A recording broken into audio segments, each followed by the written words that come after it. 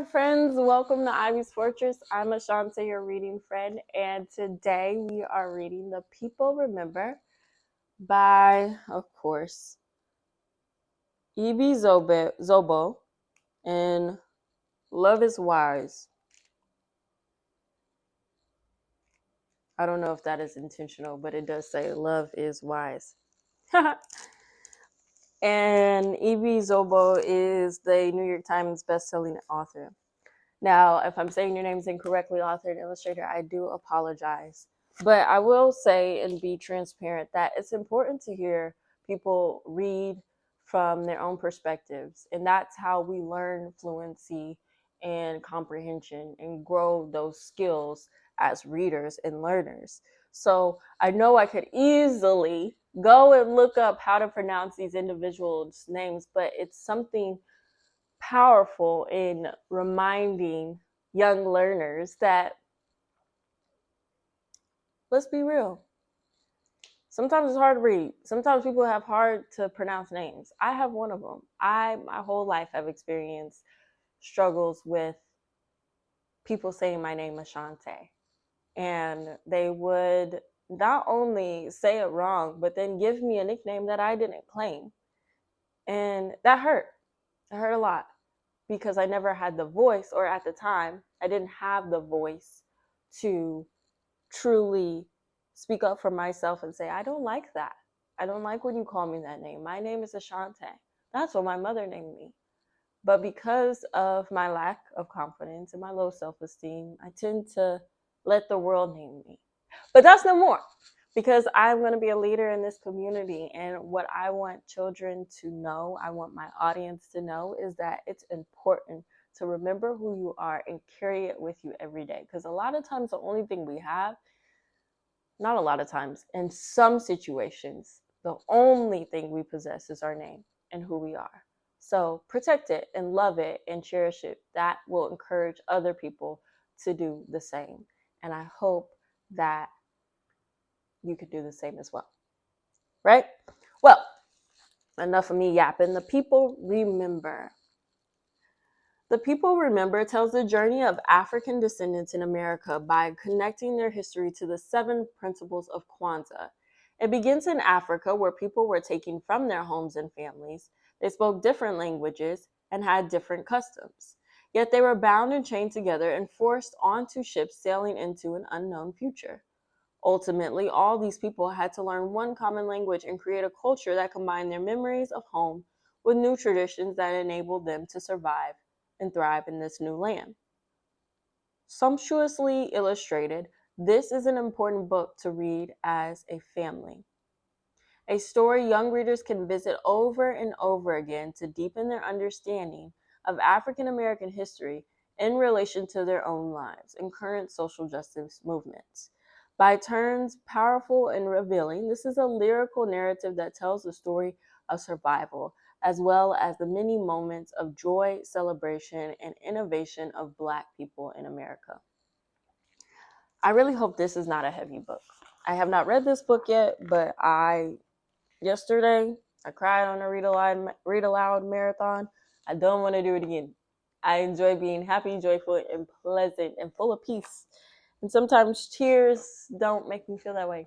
They make me feel sadness. They make me remember the memories that I don't enjoy. And so I don't enjoy being recalled to the forefront of my mind. And I want to do better of displaying the story in its true life without sharing my emotions. And that's how we build trust, is you see that I am still very much human. I can read these stories, but they also affect me in my life personally as well. And my hope is that you can find stories that do that for you, because that's where the real work is done. That's where we truly have development and reach self-actualization. So, the people remember. The people remember when it first happened. It was on a day and on a night during a rainy season and a dry season, while celebrating a wedding and embracing a new baby, while sending a loved one into the arms of the ancestors, and while welcoming a stranger into the warmth of the village. The people remember that it first happened during a time of war. So I'm gonna have to scooch back to, I got myself situated, and now I'm realizing I'm not in view.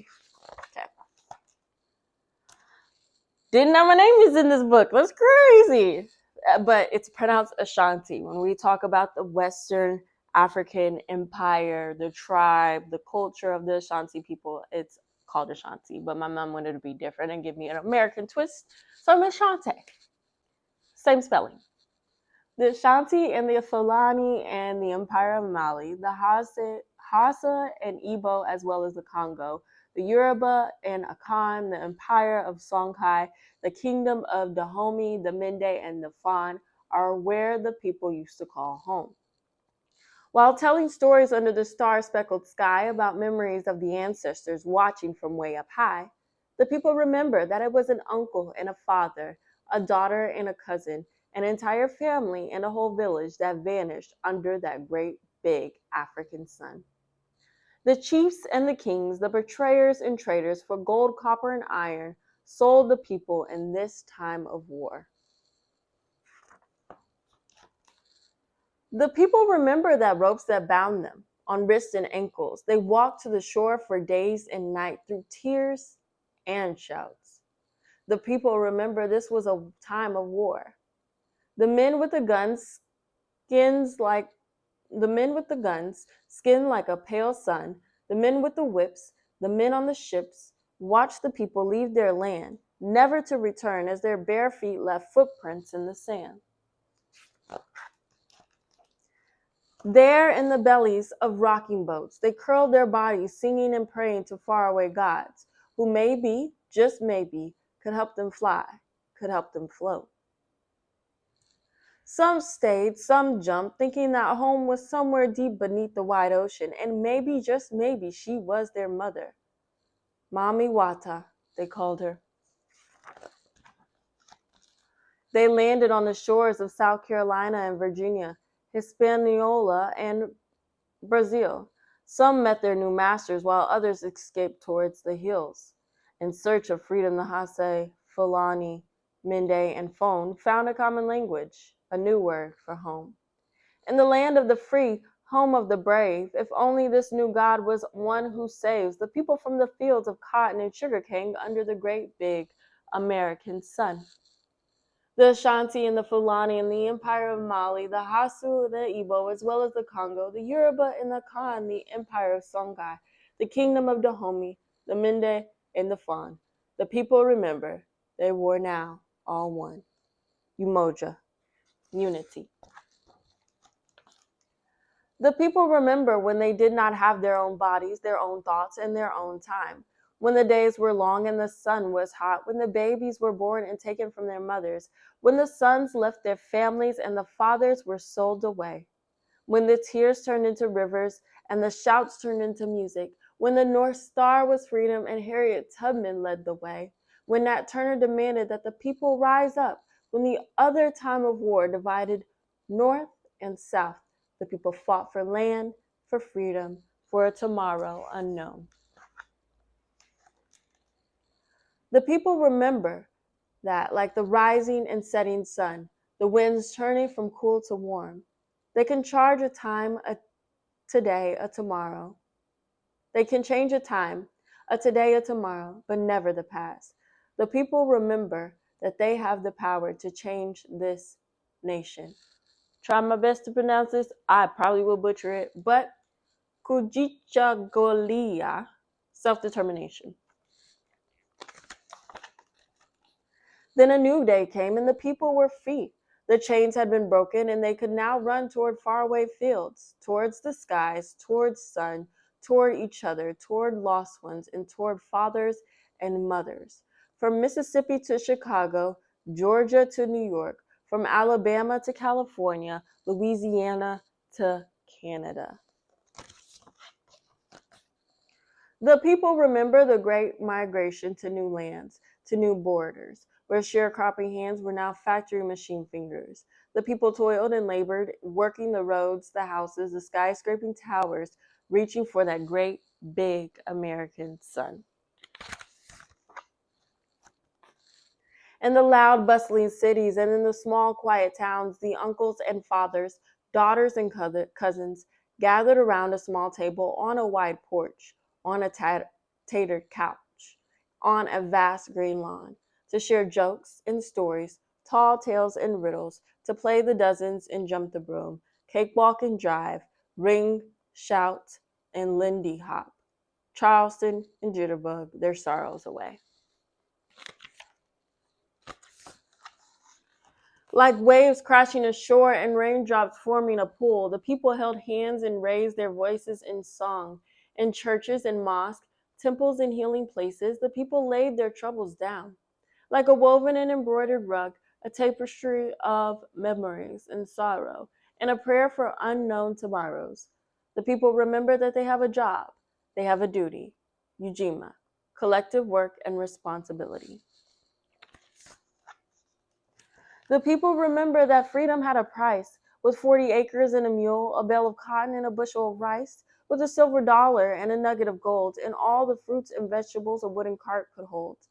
The people gathered their wealth like raindrops in a storm cloud and plowed the land to sow a farm, purchased wood to build a store, paved a road to establish a town. From Rosewood, Florida to Greenwood, Oklahoma, from Africa Town, Alabama to Freedom's Village, Virginia, the people carved out a slice of this American pie and had themselves a fine dessert. Sojourner Truth told the people, I sell the shadow to support the substance. Marcus Garvey's Black Star Line brought some of the people back to Africa. This long journey home, a sweet, sweet justice. Madam C.J. Walker became a millionaire when she said to the people, love your hair. Garrett A. Morgan and George Washington Carver invented all the new and different ways the sun could shine, bright or dim, hot or cool, like a bountiful farm with finely tilled soil and a well-oiled city with all its tropic light turned green. The people's wealth grew and grew, and it reigned. Ujamaa, cooperative economics. I like that one. But the people remember that it happened again and again. It was on day and on a night, during winter, spring, summer, and fall, while celebrating a wedding, embracing a new baby, while sending a loved one to distant shores, fighting that other great big war, and while guarding a home from the unwelcoming presence of white hooded strangers. The people remember that it happened again and again. From Birmingham to Little Rock, Selma to Memphis, the people grew wary of the long-hanging strange fruit. Lynched fathers and mothers, sons and daughters cut from those mighty tree branches that were like arms of ancestors, like the ships, like the oceans, like the land itself, holding, bearing, and protecting. The people remember all those strange bittersweet fruit whose seeds were buried beneath the earth to sprout, to bloom, and return to home soon.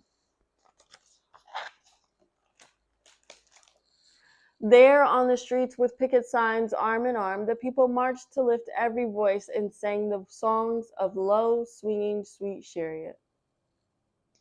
Dr. King gathered the people on that great big lawn near their mighty White House and shouted his dream out to the sun, where it could be heard even from the depths of the great wide sea. Change filled the air when the people stood one behind the other, on lines as long as history, to cast their vote, this precious note placed on ballots. There on the sidewalks of Harlem, the Mecca of hope, Malcolm X stood atop his great wooden soapbox and told the people to remember by any means necessary, lest they grow more and more weary. And the brothers and sisters with afros as round as the moon and dashikis colorful like rainbows shouted out loud, I'm black and proud.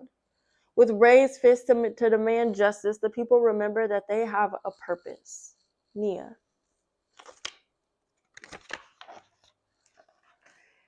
Even as Jim Crow's dogs waged war on the people's bodies and fire hoses threatened to wipe them out, the people rose up again and again in every city as Martha and the Vandellas sang, dancing in the streets. There was a new sound in town, a drum beat rhythm, a bass guitar, a saxophone, and a trombone pumping music, sweet music, out of Detroit, Michigan. Motown told the people to get down, get down. And I love Motown.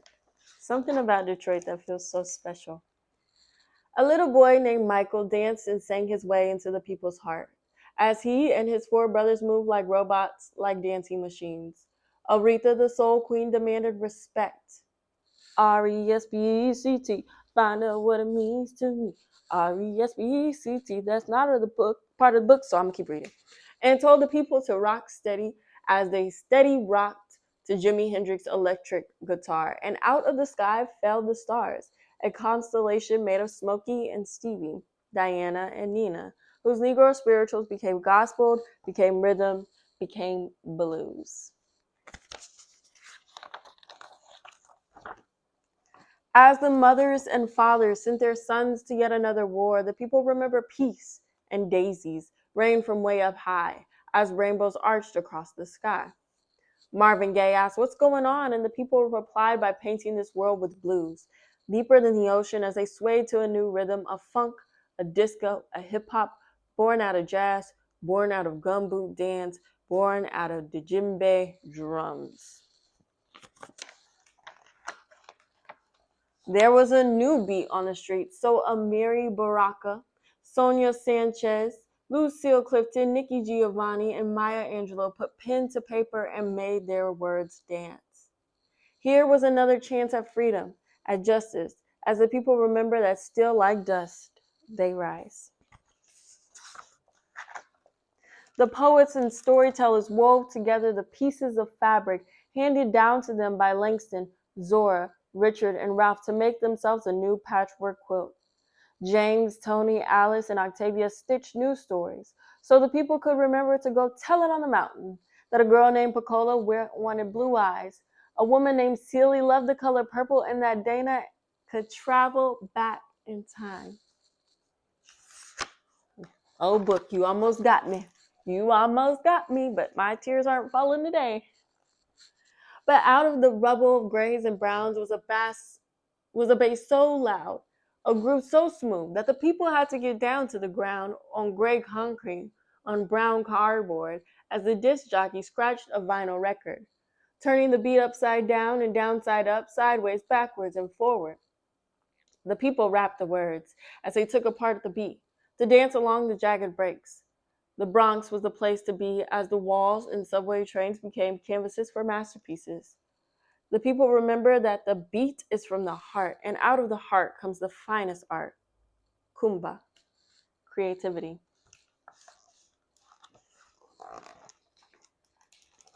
The people's music and dance, art and stories, fashion and poetry cross boundaries and borders, mountains and oceans, valleys and hills, shanty towns and villages. From Tokyo to Johannesburg, Paris to Rio, London to Moscow, the people inspired the world.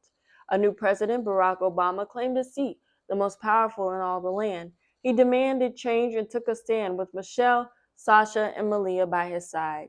They were their ancestors' dreams, the people's pride. But the people remember that it happens again and again. A boy and his toy, a teenager on the phone, friends coming home from a party, a girl asking for the right way, their breath and their light, taken in just one shot.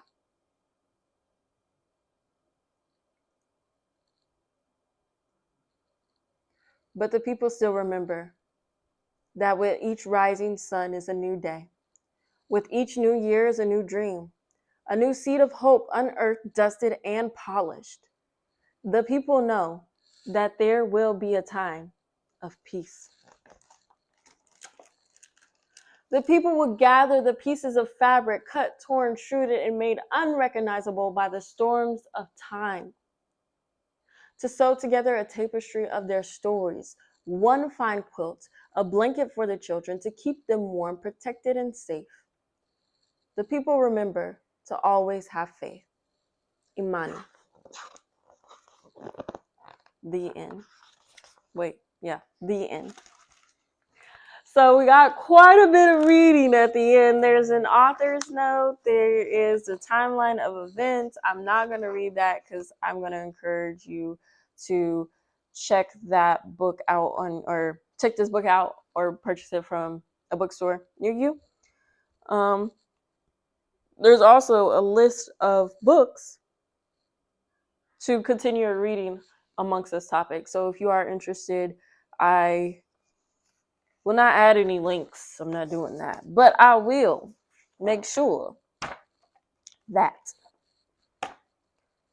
you see the cover and you hope to find it in your library. I think that's the fun part of looking for books is that when I was a kid, we would actually like search for books. Our librarian would create scavenger hunts consistently. We knew that's what we were doing in elementary school. Like we were going to look for a book. And whether it was a book that, she pulled a little paper out of a hat and read it, or each student did that. And so they would go find a book about that, like find a blue book or find a book about children, find a book about love, find a book about having two homes, whatever. So getting back into that creativity of searching. And I like to call it soul searching. When I go to the library and try to select a book, I like to say that this is an experience that is led by the spirit, by the soul. And I don't try to control it. I don't try to make sure that it is the most well thought out process. I just enjoy it and I have fun. And that's the goal ultimately. So I'm going to read the author's note. They have, the author's note. I was born in Haiti and immigrated to America as a child. My husband's parents are from Trinidad and Liberia, and he was born in America. So our three children represent the African diaspora. They are Caribbean, West African, and African American. Celebrating Kwanzaa every year helps us to combine all these identities into one collective purpose. Kwanzaa is celebrated for 7 days starting December 25th on Christmas through January 1st, New Year's Day, first created in 1966 as a response to the many injustices faced by Black people in America and all over the world. Kwanzaa celebrates African American identity and purpose through its 7 principles known as the Nguzo Saba. Kwanzaa is derived from the Swahili phrase Mentuda ya Kwanzaa, which means first fruits, and Nguzo Saba, the 7 pillars. I first started celebrating Kwanzaa in college. My professors were part of the civil rights movement and had witnessed some of the terrible racial violence that took place in our country in the 60s and 70s. Many of them recognized the need for Black people to create a collective identity and a sense of purpose through a yearly celebration. When I learned the 7 principles of Kwanzaa and their meaning, they helped me find connection to my own ancestral history. I continued to celebrate Kwanzaa with friends, and when I became a mother, I shared the principles with my family. Before the first day of Kwanzaa, we set up the candle holder, or the Kanara. There are 7 candles, or Mishuma Sabo, 1 for each principle, 3 red ones, 3 green ones, and 1 black one in the center to represent the first principle, Umoja, meaning unity. The Kanara is placed on a mat called the Mikika, along with a cup of water called the Unity Cup, a Kikombe Cha Umoja. A bowl of fruits and vegetables represent the crops during harvest, or the Mazoa. There are ears of corn, mohindi, to represent the children in the family. I think corn represents my daughter well. This is the Kwanzaa altar. There are also gifts set on or around the altar to share with members of the family, especially the children. On each day of Kwanzaa, these gifts are called zawada. On each day of Kwanzaa, we greet each other by asking, Habari Gani, which means, what's the news in Swahili? We respond with the principle for that day. For example, on December 25th, if I ask you, Habari Gani, you respond by saying, Umoja. Each principle is paired with an affirmation, and on every day of Kwanzaa, a candle is lit, starting with the black one for unity, while both the principle and its meaning are recited. We alternate between the red and green candles for each principle. Kwanzaa is also a time to honor history and to remember the sacrifices of those who came before us. On each day of Kwanzaa, I read books with my family and friends. However, I've always wanted there to be one book that both celebrates the principle of Kwanzaa and tells the story of Africans in America as a lyrical narrative, like a song or poem that can be shared throughout the year and every year. This is how the idea For the People Remember was born. The People Remember tells the journey of African descendants in America. It begins in Africa, where families were torn apart during the transatlantic slave trade. I call this a time of war. People from different parts of West Africa were taken from their homes and families. They belonged to villages and communities, and some from entire nations, such as the Yoruba people and the Ashanti people.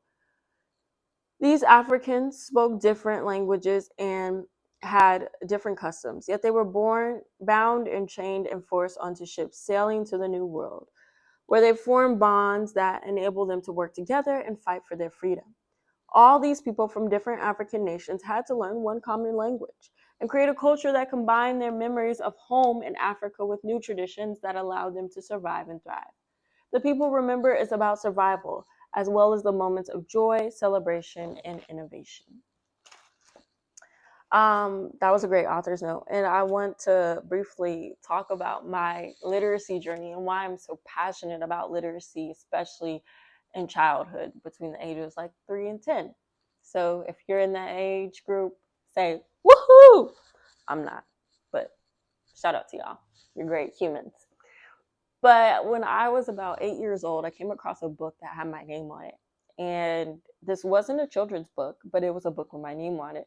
So I thought this was something I should read, could read, and would enjoy reading. Now, I struggled with the text. I struggled with the text because there was a lot of big words, a lot of information I had no knowledge of. So it was all super new to me. However, I read something, and our dear author mentioned it in the author's note, and it said, where families were torn apart during the transatlantic slave trade. And in my mind, I read the Ashanti people were responsible for the latest and greatest transatlantic slave trade. So they came towards the end, but they also contributed the most people to the trade. So my 8-year-old mind took it as my parents named me after such miserable, dark, terrible people. But that's not the case. That's not what I read. That's not what I read, but that's what I believed. And it's through literacy that I learned the truth and the power in my name so I can live through it with purpose.